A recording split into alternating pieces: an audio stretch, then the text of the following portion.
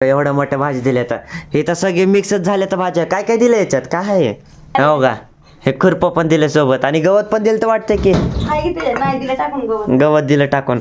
एकदम मोठा लिहायचा बिना फवारलेलं येतं बरं की ककडे थोडं पण न फवारता पिकवलेलं आहे सगळं. तुमचं स्वागत आहे का नवीन ब्लॉग मध्ये. तर आता चालू आहे कॉलेजवरून हो का. 2:45 झाले तर जेवण करतो. नंतर एक प्लॅन आहे म्हणजे केस कापायला जायचं. मग केस काय जाऊ का केस कापायला. हा जेवण करतो पहिल्यांदा. जेवायला काय काय आहे की डाळ चपाती भाकर. हे साबुदाणा मम्मीचा उपास आहे का मम्मी. मग साबुदाणा आणि मग डाळ सोबत काय आहे. मी नाही खात चपाती. लाव भात.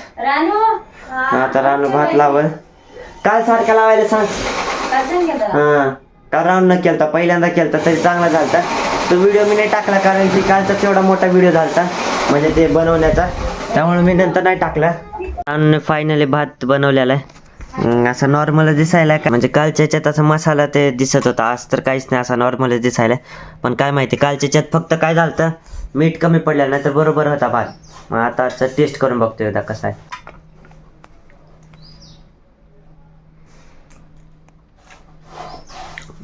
बरं आहे. आज थोडंसं मीठ जास्त झालं. थोडंसं जास्त नाही काल लय कमी होतं आज जास्त झालं.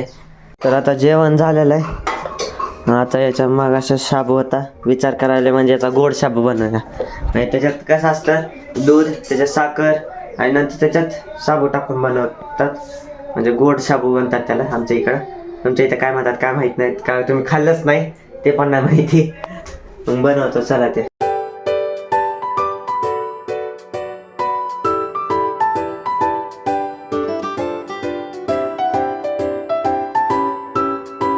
दूध उकळल्यानंतर म्हणजे शाबू टाकायचा. पहिल्यांदा टाकायचा नाही तर घट्ट होतं जास्तच. थोडं थोडं टाकायचं. जर वाटतं असं जास्तच पातळ आहे तर मग तवा टाकायचं जास्त साबुदाणा. आता इथं रेडी झालेलं गरम गरम. जरा वेगळं वाटत असेल ज्यांनी नवीन बघितलंय तर एकदा ट्राय करून बघा. हे असेल थोडंसं लय छान लागतंय मला तर लागते. तर आता मराठी बिग बॉस पण चालू झाले हो का. मग ते रात्री आम्ही अर्ध्यातून बघायला मग ते पहिल्यापासून आता परत बघायला. मग हिंदी गेलं आता मराठी आले.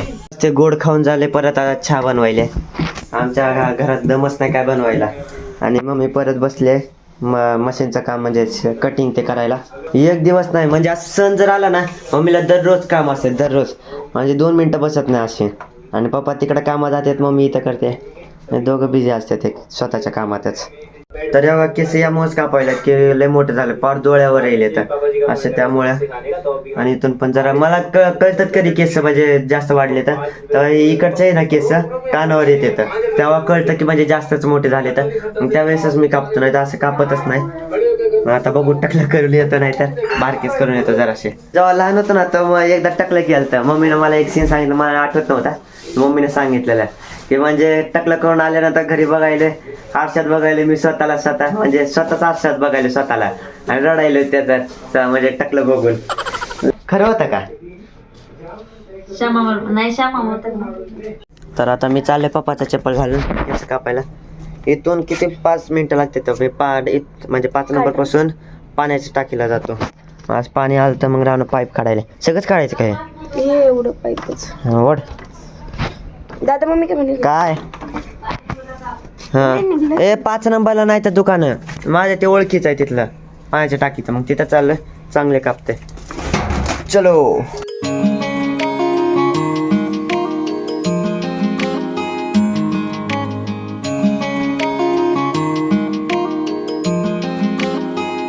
आता मी चाललोय परत घरी कारण की सलून सगळे बंद आहेत आणि ते का बंद आहेत ते घरी गेल्यावर सांगतो एकदा. नाही एक काम आहे मम्मीने सांगितलेलं मग ते पहिल्यांदा करून जाऊया.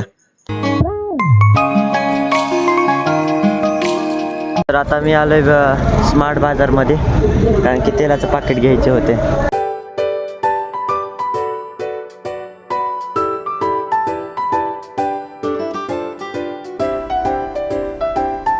आता घेतलेलं आहे तेल पाकिट. मग आता चालू राहूनची वही आणायची होती आणि ती नोटबुक आणतो. चलो आता तिकडं स्टेशनरीमध्ये आलो. काय झालं कसे वाटायले तर काय कसे कापलेस का तू केस बाजूला जरा जरा केले तर चांगले वाटेल ना का केलेच नाहीत केस दाखव तू बाजूनं केले तर केले नाहीत केस. काय झालं बंद आहे रागवली कसलं तोंड बघायला पाहिजे होतं अगेच मामाला केलता फोन ते सगळे दुकानं बंद होते मग मामाला केलता मामा म्हणला की म्हणजे सोमवारचे बंद असतात मला आज कळलं कारण की मुंबईला आठवडाभर चालू असायचे इथं बंद आहे सोमवारी मग आता उद्या जावं लागा पण लई रागवलेली कापलास का तू कुठं कापला दाखव बरं मला काय काम करू मला सांग नाही पहिल्यांदा मग मी आता तर गेलो तर सांगायचं की मग येताना आणलं असतं आता आठवलंय रे पुन्हा उद्या कोण मला आणून देणार आहे? मला संध्याकाळी ब्लाऊज देते तुला काय देऊ आता इथलं ग्रीन कलरचा आणखी खाली पडेल अगं पसारा हे आहे फास्ट तर का मी नाही कपड्याचा आणि हे साडीतला पण मग सांगितलं असतं येताना आणलं असतं की सगळंच आणलं तेवढंच राहिलं आता या टायमाला रिअली पप्पा पाहिजे होते म्हणजे पप्पा लगेच बडबड करायला चालू हे कशाला पसारा एवढा केला एका जागेवर बसून करायला येत नाही तिथं पण पसारा केला इथं पण पसारा आहे लगेच बोलले असते इकडंच बसले असते म्हणजे हॉलमध्ये टीव्ही बघत तरी इकडं लक्ष असतं पप्पाचं मम्मीकडे मग कशाचं आणायचंय थांब एक मिनिट एकच मिनिट थांब चला परत बाहेर जाऊन येतो आता तर आता परत चाललोय जिथून आलतो तिथं म्हणजे बिग बाजारला गेलतो तिथं कारण की आता याचं मम्मीचं सामान आणायचंय मगच सांगितलं असं तर तेव्हा अजून आलंय यार मी वैतागून गेलोय पहिले 10-12 कसा कपडे झालेत खिशात यार एक सांगायले नाही सांग आता सगळ्यांचे धागे आणायचे आता ह्याचा पण धागा ह्याचा नाही जा बसा आता लय अवघड आहे बाबा 40 रुपयाला होईल मोठा पण नाही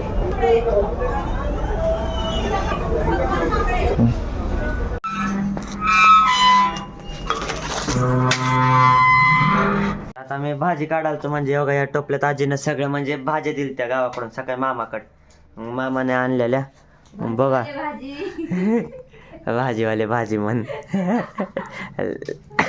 बघा एवढ्या मोठ्या भाजी दिल्या तर हे तर सगळे मिक्सच झाल्या तर भाज्या काय काय दिलं याच्यात काय आहे काय माहिती आजीनं खुरपं बी दिलं या कुठं आहे खुरपं पण दिलंय मग सोबत हे खुरपं पण दिलं सोबत आणि गवत पण दिलं तर वाटतंय की नाही दिलं टाकून गवत दिलं टाकून गवत दिलंय सोबत हे पण खुरपं हे दिलंय सोबत असं नाही म्हणजे चुकीनं राहिलंय शेतातून मामाच्या शेतात म्हणजे असं हे भाजी ते उगवलेलं आहे ना ते व्हिडिओमध्ये दाखवलेलं मग ते सगळं दिलं तर थोडं थोडं काढून आजीनं मग बघा ककडी आहे इथं नंतर वांगी आहे वांगी दोनच दिले तर बारकी आहे पण चांगले आहेत आणि नंतर हे काय आहे शेपू काय असं मला भाज्यांच्या नावं जास्त नाही माहिती नंतर मिरच्या येतात नंतर कांद्याची पात माहिती आहे हे कशाची आहे की अजून काय आहे ही मेथी आहे आणि मग ही शेपू आहे का हां मग ही शेपू आणि ही मेथी आहे तर एवढं मोठं दिलं आहे आता जर दुकानात गेलो असं न्यायला आणायला मग किती 100 ते 150 रुपये तर गेले असते आरामशीर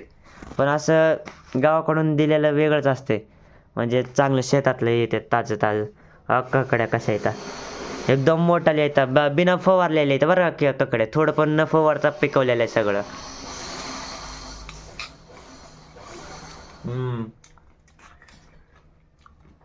दुकानातल्यापेक्षा शेतातलं ककडं चांगलं लागतं आता खायला वा तर आता हे सगळं काढलेलं परत त्याच्यातच ठेवायचं फक्त तुम्हाला दाखवण्यासाठी काढलेलं असं काय काय दिलं आजीनं ते